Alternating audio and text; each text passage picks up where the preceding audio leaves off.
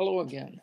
Um, a couple things. First of all, thank you for those of you that have sent in the How Are We Doing exam. I really do appreciate your comments, and they're very useful. And for those of you that may not have yet done that, I ask you to please do so. Also, regarding your proposal, I just sent an email of this effect, but I want to make sure that uh, you realize two things. First of all, you're doing a tremendous job. Uh, Very thoughtful responses.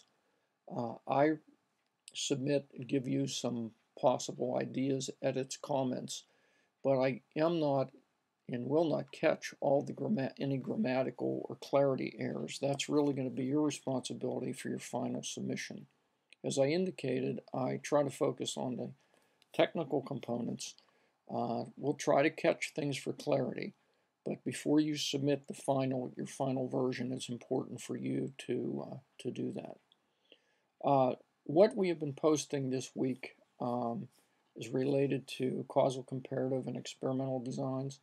Many of you have made thoughtful comments about the relationship between those two kinds of designs and also the correlational designs.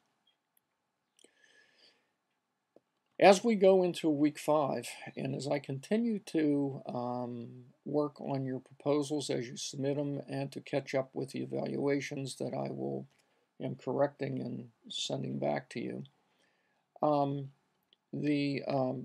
for the proposal, it'll be switching to your developing section 3, which relates to the methodology section. This is the how-to section. And again, to remind you, a proposal is not something that you actually do. It's the plan for doing something. Some of you will carry out this proposal for your practicum, which is tremendous, and others of you will not.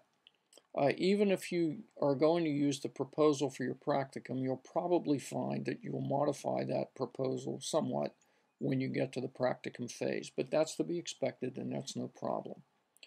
Also, I've reminded you in the under week 4 in the syllabus to remember to look at the student example under course documents for the proposal.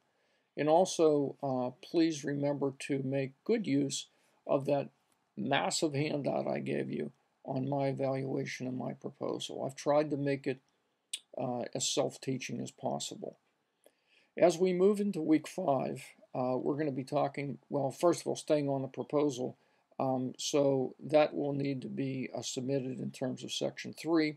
And then I also want to say something about the exams. Exam 1, hopefully soon I'll be able to release those correct answers to you so that you'll be able to see which ones the ones you got wrong, what the correct answer is.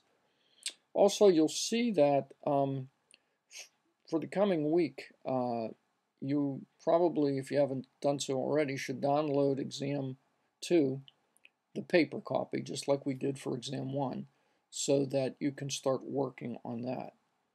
We'll also be beginning descriptive and inferential statistics, which I know just brings joy to many hearts. But again, we're going to be focusing on the concepts. We will talk about some statistics per se, but the emphasis will be on why we use them, what they're used for, and conceptual understanding.